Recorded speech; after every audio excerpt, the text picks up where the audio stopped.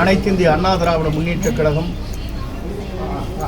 மாபெரும் வெற்றியை அடைய வேண்டும் என்ற நோக்கத்தோடு தொண்டருடைய உணர்வுகள், மக்களுடைய எதிர்பார்ப்பை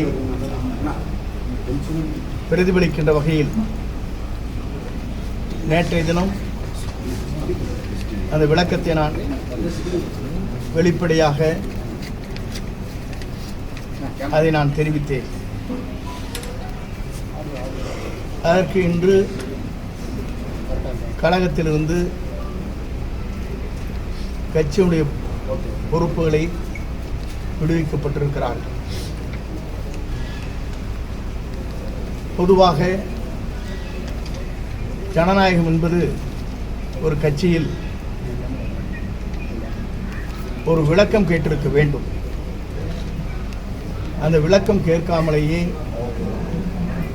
இன்று ஜனநாயகத்தை நாங்கள் காக்கிறோம், சுயமரியாதையோடு யார் வேண்டுமானாலும் எந்த கருத்துக்களை சொல்வதற்கு எங்கள் இயக்கத்திலே தடையில்லை என்று பல மேடையிலே பேசியிருக்கிறார்கள்.